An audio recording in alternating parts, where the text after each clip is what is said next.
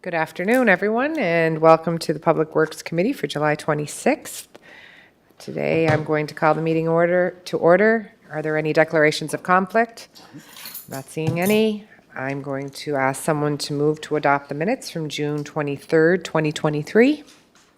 Moved by Councillor McAleer, seconded by His Worship. Did you miss approval of agenda, or did we just skip Yeah, over we that? did approval of the agenda. Oh. Did you have something that you wanted to No, add under that? no, do we have to move with a motion and a seconder? I think we Yeah, do. oh, Okay. Moved. approve our agenda. Moved. Okay, yep, moved and seconded, sorry.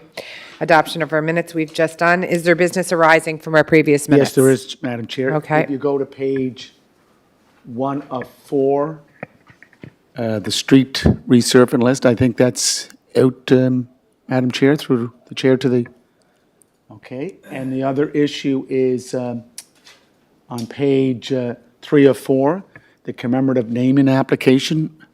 Madam Chair, through the chair to Mr. Scott Adams. I know Kerry Lynn Way is not renaming the street. It's similar to Victoria Row. Richmond Street stays in place. Fitzroy Street will stay in place. So it was deferred until we get it rechecked through strategic priorities, communication, and intergovernmental cooperation. Can you provide some update on how we can amend it to accommodate for that? Kerry Lynn Way? Yes, so I believe as council voted to defer it, it was really just to get the municipal property naming policy updated to include honorarily naming roads. I think that was the missing piece in that policy. Because there is already a policy around naming streets for legal purposes under planning, but where this is an honorary renaming of a street or a portion of that street, it's not directly mentioned in the policy. It's kind of implied but not mentioned, and I think that's where the confusion comes from. So we will be making that request to Intergovernmental Affairs to add that to their, to amend their policy to reflect that change.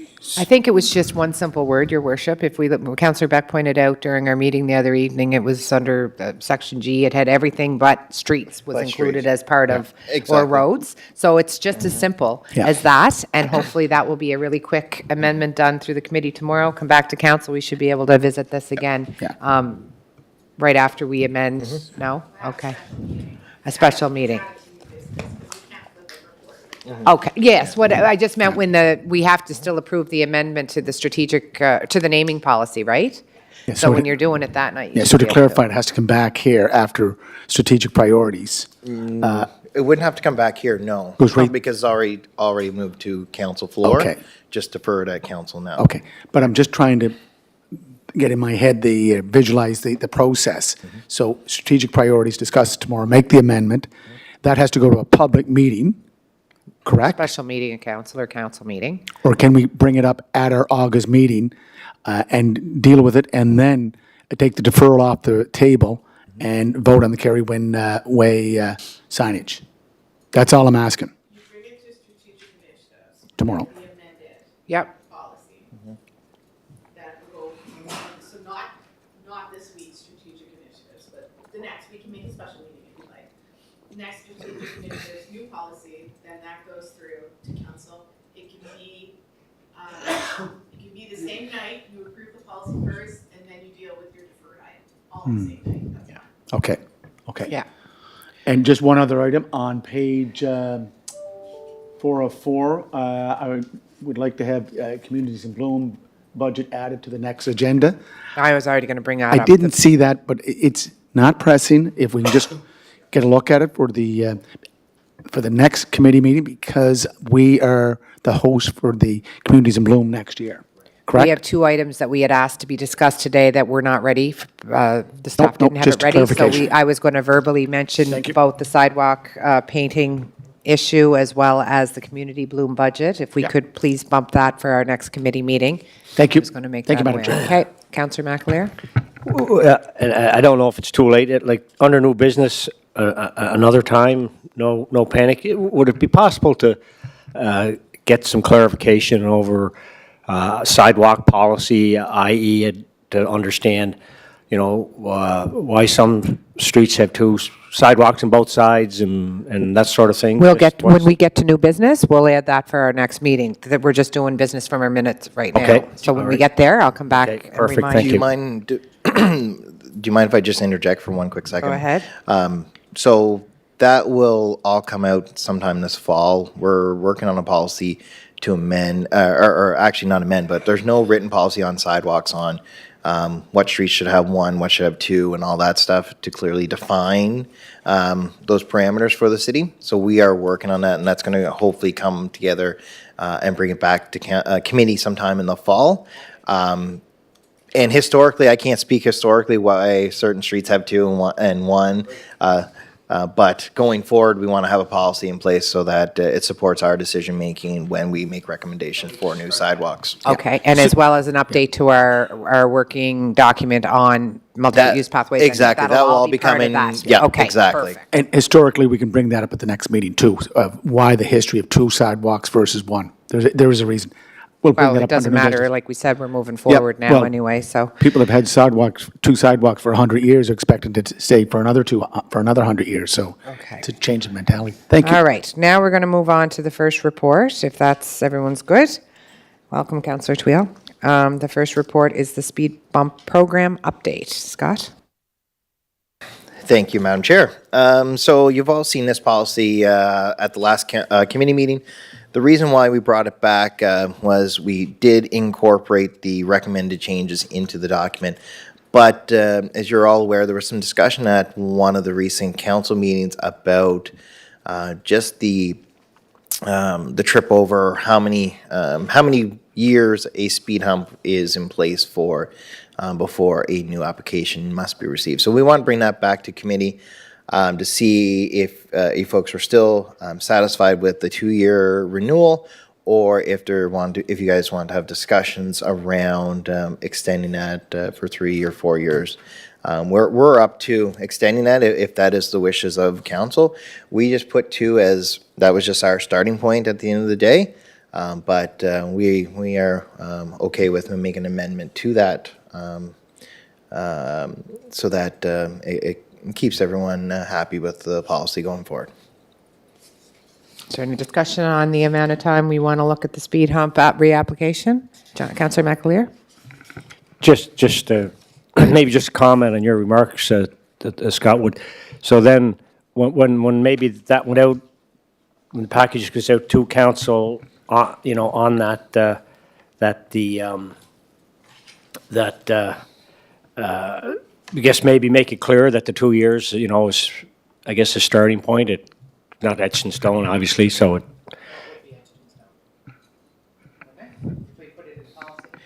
So the policy, what we take forward to council is what we want to have supported by committee here at today.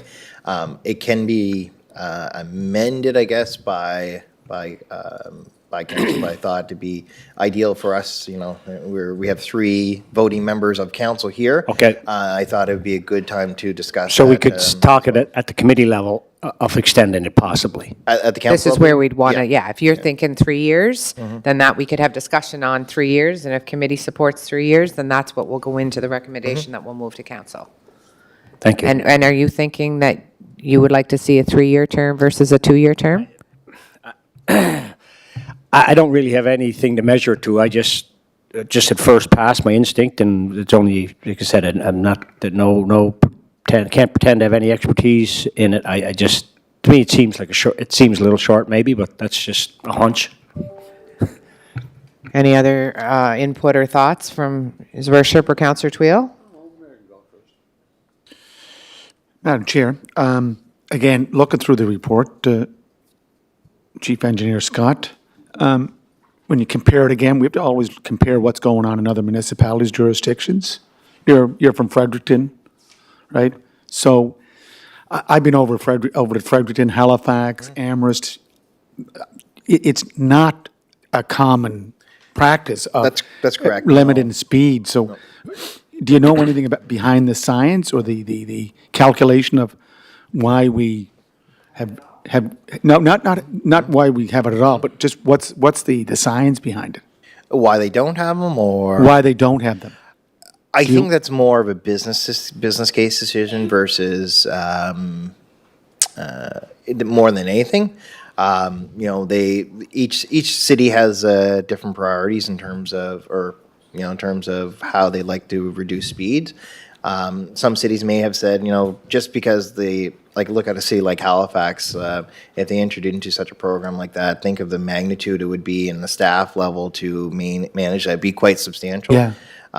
And so maybe, again, I can't speak for them, but maybe they just said, as we redevelop streets, then we just incorporate strategies to reduce speeds, just like we did over on Harley Street, chicane, things like that. That's what you're seeing, and that's what I'm seeing in Halifax as they redevelop areas. They're introducing more and more physical, permanent barriers as part of the street, and changing the streetscape to make it more neighborhood friendly, which helps reduce speeds.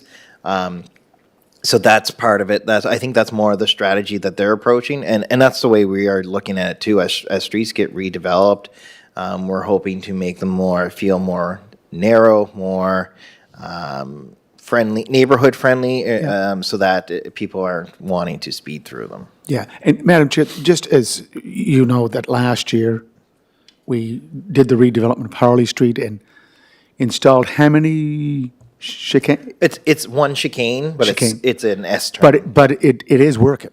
It is, Yeah, yeah. because talking to neighbors on Gower or other streets, they're discovering that the traffic is now going up their streets. Yeah, and that's what happens when you do one site adjustment, then it moves it, and that's why we kind of want to do the reset of speed humps too, as we have worked on other streets around where these speed humps are. Well, now it's pushing pressures elsewhere, or taking the pressure off a certain road and moving it elsewhere. So. Traffic is a moving target, and it changes year to year, and it depends on if there's construction, what's going on, and so that's part of the reset that we're making recommendation as well, so that we have that ability, and the public have that expectation, because right now the expectation for them is, well, I had a speed bump there, yes, last year and the past 10 years, why isn't there one today? So it's setting that expectation through policy. And Scott, you have confidence that you guys, through Public Works, that there'll be staff be able to monitor and do this. It's not going to be more difficult for you, that it'll be manageable. I think so. It'll be a little bit of an increase in volume in the first year for sure, because it's a new learning curve for everyone. So even though we do plan to do messaging about getting your applications in earlier this year, so that we can be a little more proactive, we do anticipate a number of last minute ones, and so that does put a little more pressure on us. But as people get used to the process, I think we should be able to handle this change in the policy. Great, thank you. So right now, they're having the recommendation of 2. Councillor McAleer brought up, are we looking at 3? Is there any more thoughts on the 2 versus the 3? How many people would be more comfortable with what staff's recommending at 2, or do we want to move it to 3? What's the chief engineer recommend? He recommended 2. And that was just a starting 2? point for us. We are open to options, and we all can remember too, this is a policy. Policies can change, and as we move through the process, as the years go on, we can always amend that as well. Absolutely. Councillor Twill, you have something to add? Yeah, a couple of things. So the review would begin in terms of applications being filled out next year, right, Scott? So basically, we're starting with a clean slate, correct? So anything that was installed prior to 2021 would be up for renewal. That's correct. So if it was installed 2021 or later, then it would go back next year, but next year would be its final year.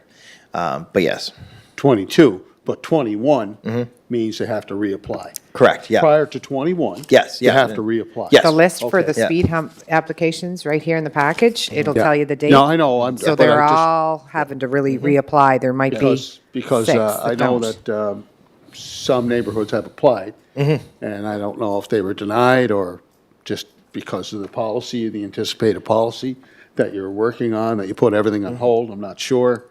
At this time, likely any street that doesn't have a speed hump, and I'd have to confirm this, but I don't think there's any streets that are currently in the hopper that have been approved, and are waiting for a speed hump. I think any street that has applied to date and hasn't received one is because it was not approved.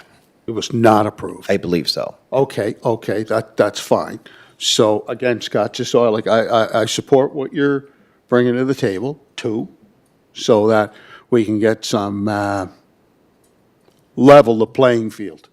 Because right now, that's not happening. I hear from constituents that are saying, why do some streets have 3? We can't get 1. There's a stop sign. I mean, all these different disparities and discrepancies and things that, from people that are traveling through these neighborhoods, don't appear or don't seem to make sense. I don't know. Really don't understand the methodology, how they were installed to begin with. That But- policy here, Counselor Twill? Yeah. That will be the criteria based on how they make the decisions whether or not they qualify for the speed hump, plus the application process. Would That's that be correct. correct? And So- this policy was only We'd be introduced a couple approving years this ago, moving too. forward. So, okay, and that's Yeah. fine. So, Scott, this, again, it's fair to say this policy here, once implemented and passed by council, will equal a level playing field so that there should be, from an ideal perspective, there should be an equal distribution of these speed humps in neighborhoods.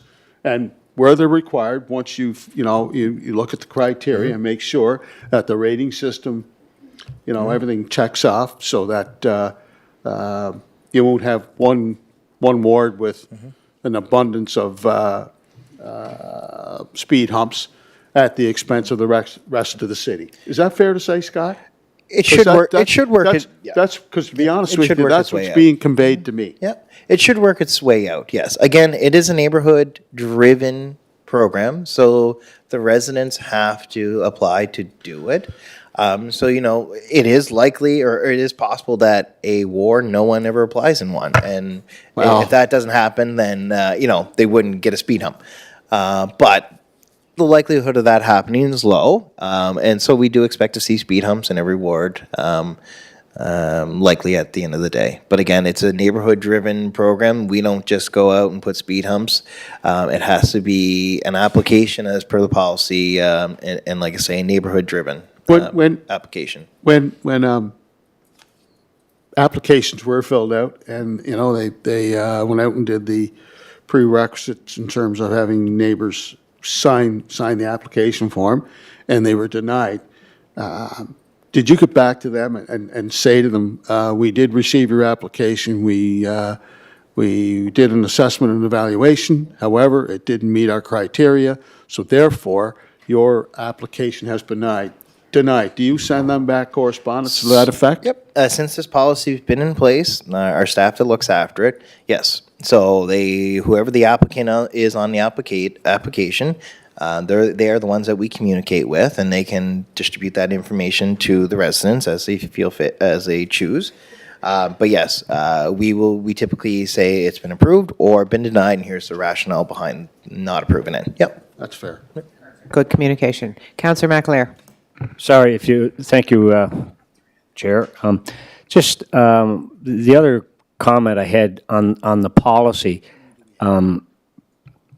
using the hard cap number of 75, but what about, future growth kind of going, and I guess that's why it can be monitored, I guess, like putting the number on at a 75, like we're getting bigger, we're not getting smaller. Absolutely. So we're just saying 75 right now because that's the number of systems we have in stock. Absolutely. As the city grows, and if we do have that issue, then of course we will look to buy more. But the goal is, as we redevelop streets, then we will implement traffic calming measures that are physical barriers on those streets to help with some of the traffic concerns. And again, long-term goal is to not have to expand speed humps because we're keeping up by improving other neighborhood streets using other methods. So, Madam Chair, I know we're belaboring this, but it's an item that I have been experiencing since I was first elected in 2000, when we brought them in.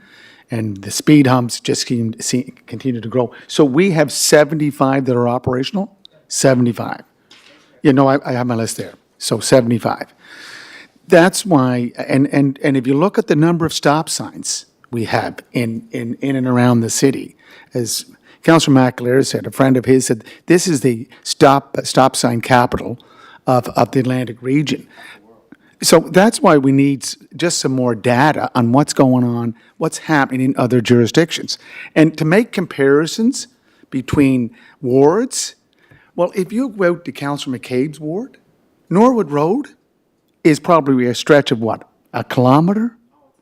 Okay? It's close to 2.5 Then to you 3. come downtown in Ward 1, you wouldn't see kilometre wide open roads. So that's why the science or the data is very important on how we, continue to to study this issue.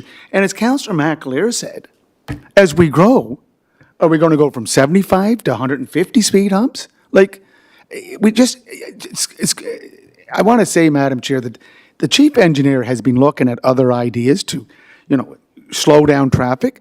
Case in point, corner of Euston, Pownell, and Spring Park, where the signals now allow for traffic to go from Spring Park onto Pownell without any other driver trying to cut them off. It's working. It's working up on Euston Street, Weymouth Street, and Longworth Avenue. So, we're doing some things that I believe is happening in other jurisdictions. So why don't we try to learn and get that data so that we can, maybe minimize what we're doing currently? I think that's what they are doing, Your Worship, is they're always looking ahead to see how we can, as they're doing work to these roads and in different areas or new developments, what can we be doing to improve or mitigate? And the issue, and you made a great point talking about Norwood Road versus downtown. We're dealing with different demographics and different issues. So when you're looking at downtown, a lot of the speeding is not actually local traffic. It's folks cutting through, trying to get from downtown to the outskirts and get home. So that's a big challenge, and what's forcing that is some of the undersized infrastructure that we have on various major thoroughfares. And as you're aware, we have the University Avenue Master Plan. We're coming out in North River Road Master Plan, which we're working on right now. We're looking at Mount Edward Road one would be the next big one.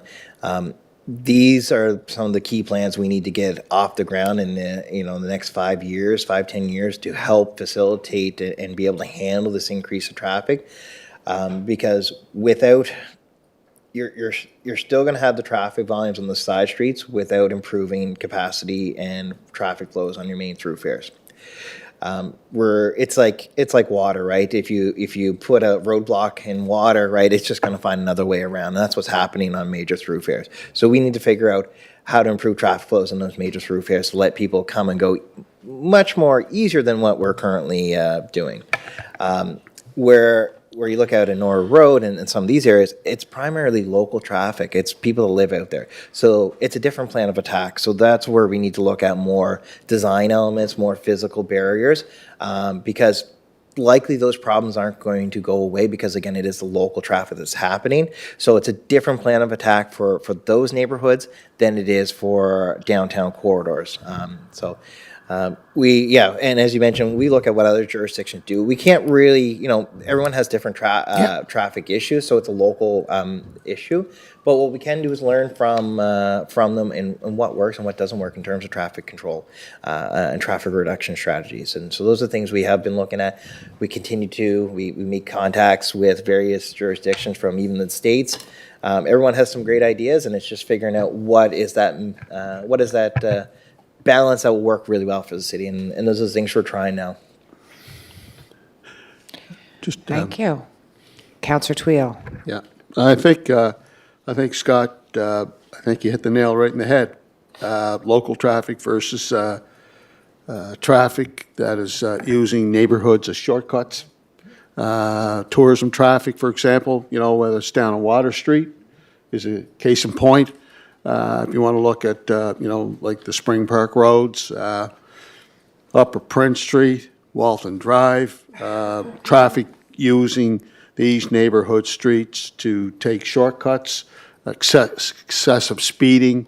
That's a different dynamic than, a road that's, that just handles local traffic, as you pointed out. So it's a different dynamic, and I agree with you. So certainly, you're going to be taking those factors into consideration when formulating strategies and plans of action. And no, I just wanted to reiterate what you're saying. I think you're right on the money.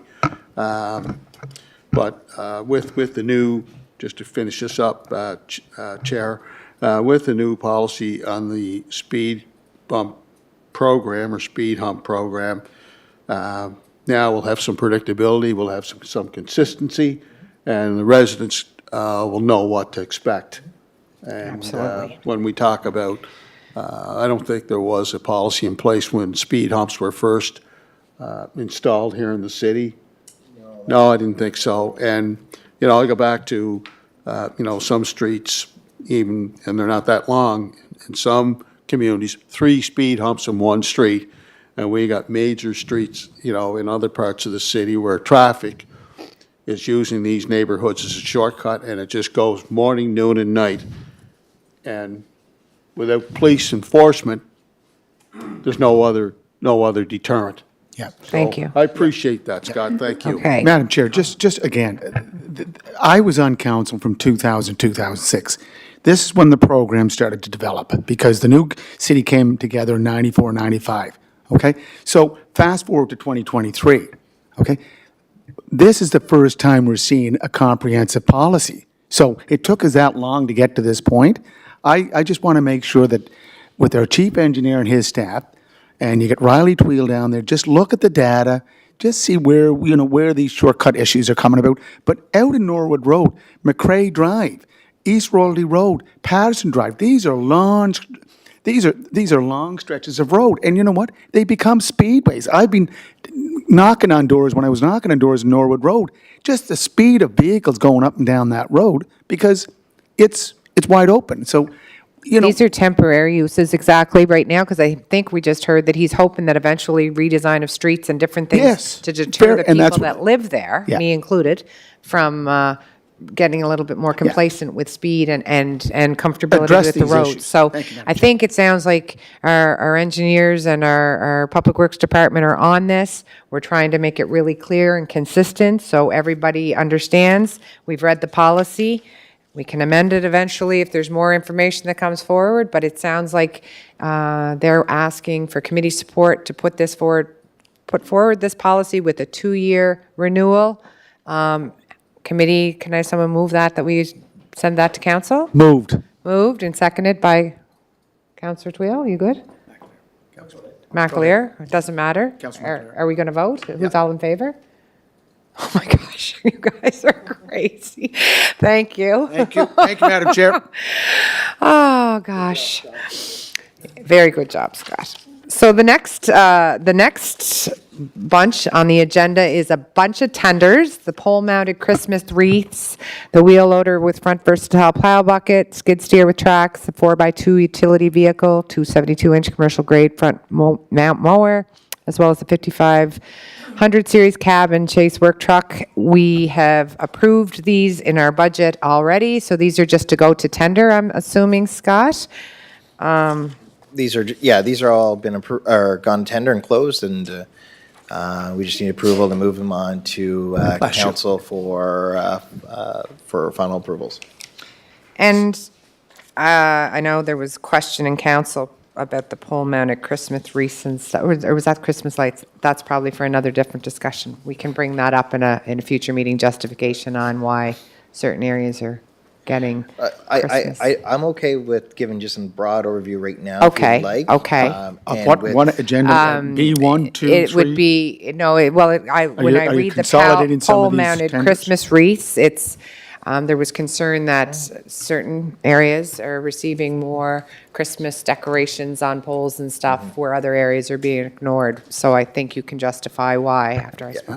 Yeah, so again, this will finish out the downtown core, so that all the poles have the same type of wreath on them. to match, just to make it uniform. We had a bit of issue a few years ago where it was starting to get kind of a little bit here. It was all a mismatch downtown, and we wanted to kind of make it more uniform and it's more aesthetically pleasing. So that's where this one is.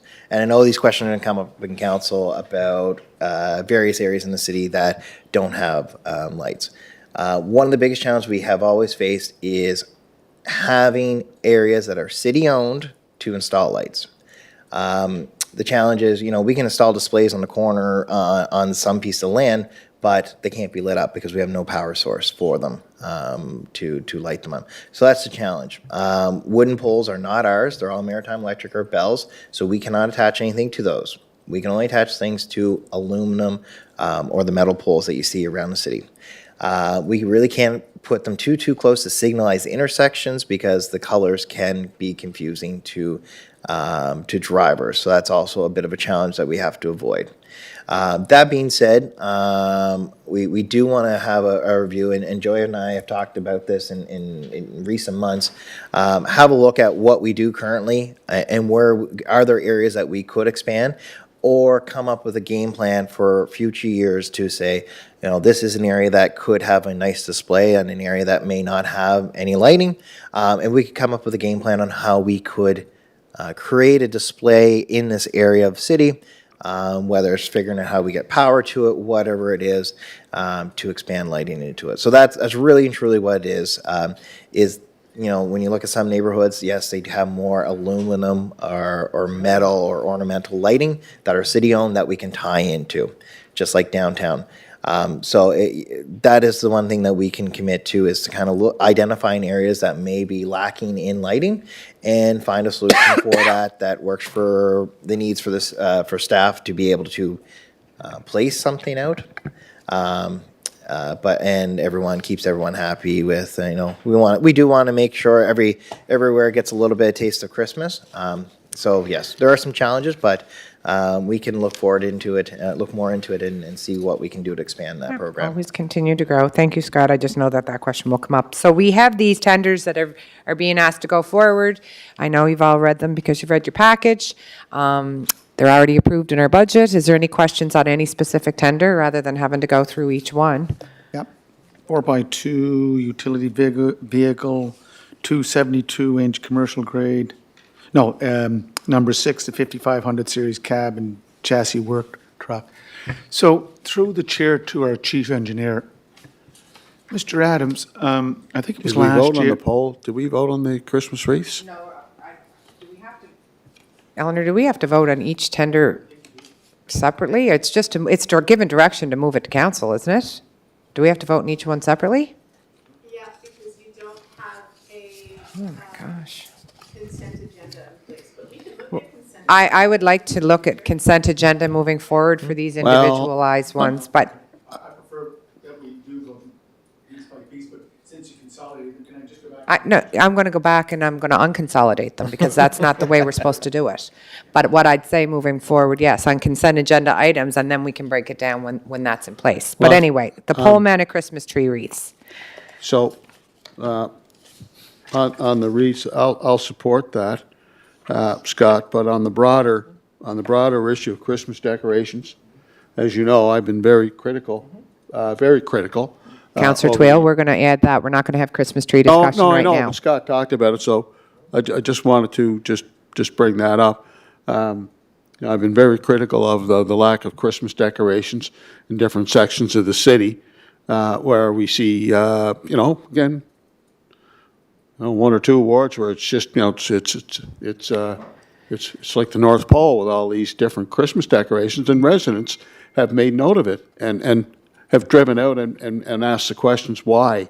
So, Scott, if we can come up with a plan, looking at, for example, starting the main entrances into the city, come up with some solutions as you suggested, whether it be North River Road, University Avenue, all the ways down to Houston, Counselor Twill, you know what? He already indicated he's going to come back with that kind of a plan. Mount Everett Road. And you could have so- that conversation on areas Yeah. you think he should look at moving forward. Hope to see some vast, Okay. vast improvements, Counselor Twill, thank you. monumental improvements. Yeah. Thank you. Substantial improvements. Okay, so we're going to go back to the And we tender need a now. Santa too. Okay, We'll need a Santa. you know what we're going to do? We're going to go back to what we're talking about, which is the tender on the pole-mounted Christmas wreaths. And we're going to decide whether we're moving to council that the tender for $11,333 plus applicable taxes be accepted. You're moving that? Is anyone going to second this to move to council for approval? Councillor McAleer, are you good to second this tender? All those in favor to move this to council? Thank you. The second tender in front of us is that Perkins, the 2023 wheel loader complete with a versatile front plow, bucket and standard duty brush grappler for $368,500 plus applicable taxes be accepted. Again, if you look at the notes provided, council approved this through our capital budget. Is there anything or any questions specific to this tender that needs to be asked or addressed? You're Moved. moving this, council, okay, his worship's moving it. Someone to second this motion? Johnny, want to sign? Councilor, do you have a question? Yeah, Sure. yeah, so, so the motion is for the Tormont, the 368.5, correct? Yep. Right, and, yeah, so, and then, like Maritime Case was 322, there were lesser bids, but I guess we're going with the higher one due to recent history, and Great service and great results with the parts, is that... according to the report. That, Do you have anything to add to why you're Yes, not I going do, with the and I lowest? apologize. I thought the score was on here. So this was a scored tender. So you get points for meeting every certain spec items, including maintenance and warranty and service and all that good stuff. And based on all the bids, Tormont Cat came out with the highest score at the end of the day. So we can, before going to council, we will add that column of the scores to the resolution, to backgrounder here, so that it's very clear as to why. That's important, I Yep, think, so 100%, people understand why you get to the recommendation due. Any other questions, Councilor McAleer? yeah, just curious and understand a piece, like, what is the life of a piece of equipment like that potentially? Properly maintained, you're looking at 15 years. Like, well, our oldest one, our older ones are pretty old. Yeah, a lot of municipalities I've seen are like starting to change them over around 15, 20 years, yeah. Yeah. So are we comfortable Thank you. moving this to council? Thank you. Somebody to move this tender? I've moved it. Are you You're second? going to second this? Just, I'll- now the motion's on the floor. Again, Mr. Adams, how many do we have on stock? Is this one of 2, 3? For loaders that we have? Bucket standard, bucket and standard duty crush grabber. How many do we have? This is this is one? We're just buying one for this But tender. we that's don't have correct. any other on stock, so this is something we're getting into, correct? No, we have many six, do you have? 6 loaders on, yeah, 6 With, loaders. with the bucket and standard duty? Well, all of them have all of them can plow. All of them have versatile plow, or not versatile, but all of them can plow. All of them have buckets, of course. This would be the second grappler that we have for our loaders. First one. Yeah, so Thank that's you. what I'm Yeah. asking. So Yeah. this will take care of some of the situations Yes. that took place during Fiona. And That's. exactly. That's why we It's not added it to just, this I know the tender. wheel loader is a cat, but Yeah. it's the attachment to it that Yeah. is probably quite, have they separated the cost? Do we know the cost of just the duty brush grappler? There is a breakdown in the Okay. tender document. Anyways, Yeah. But it's only one of one. Right. Yeah. Yeah. Thank you. So we have someone that's moved this tender, seconded this tender. All those in favor of sending this to council for approval? Everybody, thank you. The third one is as the conditions of the public tender for the skid steer loader with tracks. Atlantic Coastal Equipment is the recommended submission from $127,792. Moved by His Worship, seconded by Councillor McAleer. All those in favor of sending this on to council for approval? Thank you. The next tender is the public tender for a 4x2 utility vehicle, Bessie's Equipment, in the amount of $19,925 be accepted. And moved by His Worship, seconded by Counselor McAleer, are there any questions before we take a vote? This is on the 4x2 utility vehicle. Okay, so maybe No, Bessie's equipment. this is you're number after 4, me. you're already at number 6. Yeah. So all those in favor of moving this to council? Yeah, thank you. Tender 272, commercial grade front mount mower to Green Diamond for $68,681.60. Moved. Moved by His Worship, seconded by Johnny? Councillor McAleer. Can it, Okay. All those in favor to move this to council? just Oh, question. sorry, there's a Just question on this. Was it, and there was no other bids on that? Just Green Diamond? If it doesn't show in the report, no. We would include all the other bids. Thank you. Okay, so all those in favor to move this to council? Everybody? Thank you. And the final tender? Moved. It looks like it was approved back in 2023, Scott, and What this one is, so the Charlottetown Water Sewer Corporation went out for their own vehicle purchase back in January. And at the time, it's the exact same make and model vehicle that we wanted. And so we are, the bidder or the company, Summerside Chrysler, said they would hold that price that they offered back in January for us to purchase this vehicle for our needs. nice of them. I have a question to the motion, Madam Yeah. Chair. Yeah, Your Worship, go ahead. Just through the chair to the chief engineer. It was last year that we decided not to go with enterprise fleet management, and we had to, I think, go whatever was in the queue to bleed out that contract. I'll get to the question, but have we bled out that contract yet with enterprise fleet management? Yes, so we received our last Fords. I think it was Ford was that year. I think were all those, and those ones all received. And since then, we have issued one tender for vehicles last Right. year. At that time, that was the first tender since the end of the enterprise agreement, fleet management agreement. And at the time, we only had received one bid, and it was quite a large order too. So we were quite surprised, considering the number of concerns from the industry, local industry, Right. having equal opportunity to bid, and we only received one bid. So it was quite surprising to us that we only received Summerside. Just to follow up question, Madam Chair, to the chief engineer. So how many enterprise fleet management vehicles do we have leased to own or leased to return? How many do we have in our fleet? I would have to go back. How many were Okay. purchased through that program? Probably around, I think we did 2 years of it. Was that? Yeah. Okay. Could you we get back we to can us on confirm that? how many were purchased through that program, yeah. So on this tender, there must be an issue on how we're going out to tender. Because when I look at a 5500 series cab and chassis work truck for water and wastewater, this is not just something you buy off the lot. This has add-ons, correct?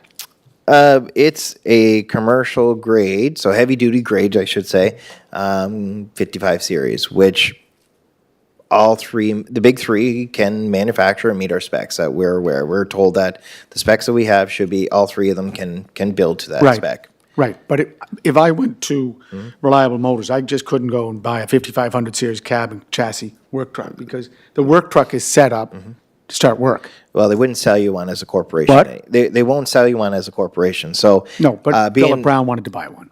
but they may have some 5500s. I don't know, but it'd be a stock 5500. It might not have any features. It depends on what the dealer. Like the dealer is the one that gets to decide what sits on their lot. So they'll put orders in. They say, I want so many of the 2500s, so many of the 3500s, and Right. here's the features I want because I know that's what my clientele is going to want at the end of the year. So the reason I asked, Madam Chair, with our business, which I'm in blind trust, when we buy a boom truck, we can buy add-ons, or we can just buy the straight box crane, right? But when you put add-ons, then it becomes more of a specialized order.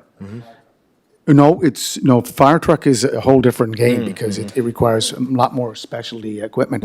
So I've talked to some of the dealers. It's just that when we go out to tender, we're asking for something specific that you just don't find on the lot. But again, going back, when I was in Public Works many years ago, we never got into the fine print or the requirements that make it job ready or work ready. So is that what you've noticed in other municipalities? So other municipalities that have a well managed, or not well managed, but have a designated fleet management like team or group that does it. Like our fleet supervisor or superintendent, he is part of the Canadian Fleet Managers, and so what they do is they work together on developing tenders. What works in each municipality for type of vehicles, what's going to try to extend the life of the truck or reduce maintenance on the truck, things like that. So a lot of these specifications are developed working with other municipalities across Canada. They're all using best practices and learned experiences to develop these things. So we're not doing our own thing over here in Little Charlottetown. We're trying to purchase pieces of equipment that are going to not cause us a lot of breakdowns and more. We want to do maintenance, routine maintenance. We don't want to do major repairs on trucks. And so that's why we ask for a specific type of heavy duty radiators and suspensions and things like that, because most of the stuff you get off of a lot is not heavy duty in nature. And so because of the nature of our work, we need that type of equipment and truck just so that it can last a little bit longer and it costs us less money over time in maintenance and repair.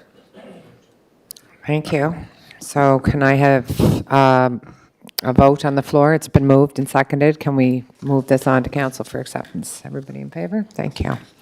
So before we just get into introduction to new business, Kelsey, if you could just make sure that we'll have an update on the community bloom budget for his worship at the next meeting.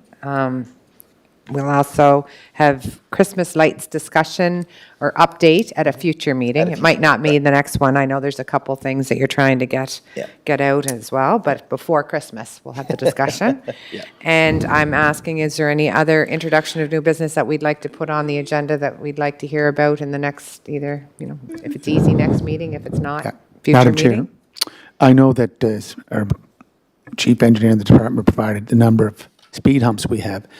The vehicle, I don't know if this falls under police protective emergency services, but the monitoring of speed units that we have out on our city streets and roads, is that under under this responsibility, under this department's responsibility? Probably crossed, is It's it? a bit of a cross because a lot of them are installed by the police, but we are starting to take over the data on them. So we're starting to look at that. Do you have a number of what we have out there? I don't know off the top of my head. Could we add that? Yeah. And Madam Chair, there's another part to that, is that these units collect a lot of data. I know with the police that if you do pay a stipend just to get the data in terms of vehicle counts, what time of day are the highest vehicle counts, the lowest vehicle counts, that's data that's important for your department, Riley Tweel, or anyone that's looking at, What I can do for maybe another meeting here soon is kind of give you an overview of our current traffic monitoring program. So Good. That would be great. Appreciate that. Traffic We've monitoring augmented program. it significantly in the past year. And Scott, I know we have residents waiting on the no truck signage or the plan on Mount Edward Road. Have we been updated on that? I don't recall. The truck that. route matter, no, unfortunately, resources are limited right now and stretched, so we haven't been able to take. Can we just keep that on the front for it to Absolutely, see yep. if I think there is signage to indicate that Yep. there's no trucks. So if that's, either we should take the truck sign. Yeah, So and I there- believe they're supposed to be. Yeah. So, again, is that an issue for us, or is that an issue for enforcement, and how do we? Yeah. how do Once we the look signs at go that? up, then it becomes a policing matter. Yeah. Yeah. Okay, so maybe we'll bring it up through the police committee. Okay, well then, we'll have to look at enforcement and bring it up to the right committee. Okay, so that's, I think we were looking at whether or not it was going to stay a no truck zone, maybe at some point, but if it's there now, then we'll have to look at that, going to the right committee for other discussion. Okay. Move to so the adjourn. Next, thank you, your worship. Seconder. All those in favor? I guess we are. Thank you and have a great day.